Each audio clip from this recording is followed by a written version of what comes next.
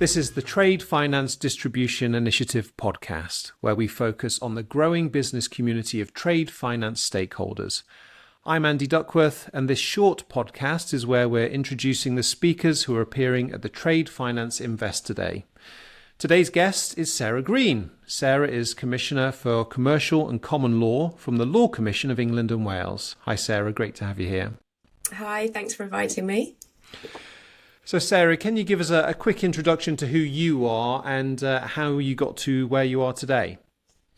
Yes, of course. So as you said, I'm the current Law Commissioner at the Law Commission of England and Wales. It's a bit of a mouthful, but essentially what that means is that I've been responsible for the past 4 years for ensuring that the commercial law of England and Wales is fit for purpose. And of course, at the moment, that means ensuring that emerging technologies, digital assets are properly catered for by English law. And if you put it like that, it sounds very simple. Of course, once you get into the detail, it's less so. But it's been a really, really exciting job. And how I got here is that I started off as a software developer. So I worked for Accenture for a few years.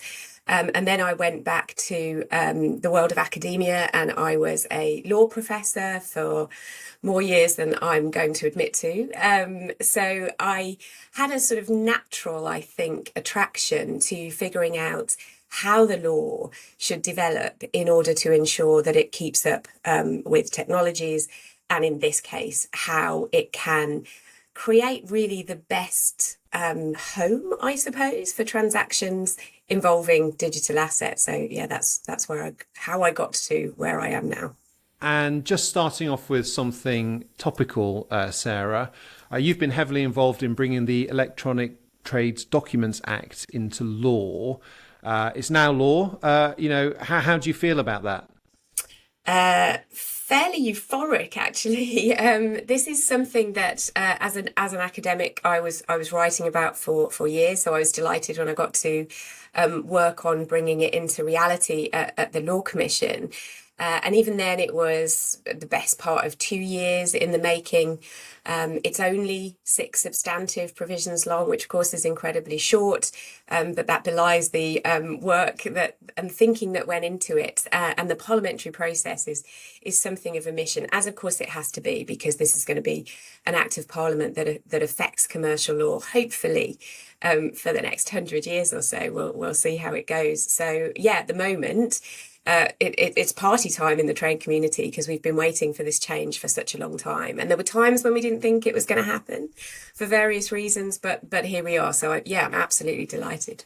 Well, that's no doubt a topic that's going to come up at the Trade Finance Investor Day, where you're speaking. You're going to be giving a presentation called Securing UK's Position as a Global Crypto Hub.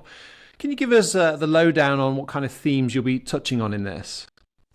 Yeah, so obviously I'm going to be taking the sort of legal angle into this, but I'm not going to be going into huge detail on the lawyer's law of it. Really, what I'm going to be talking about is why it is so very important for legal rules in relation to anything, but particularly in relation to digital assets for the purpose of that event. Why is that so important? Because a lot of the time, investors and end users of these digital assets don't necessarily think about the legal position until they have to, until something goes wrong.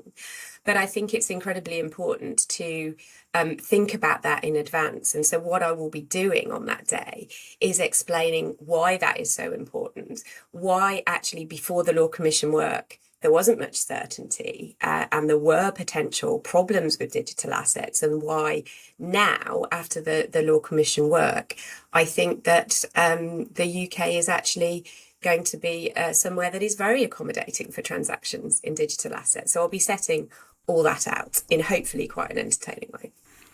Now, we're very excited. There's not long to go until the Investor Day. Why do you think, events like this where you're presenting or attending are so important?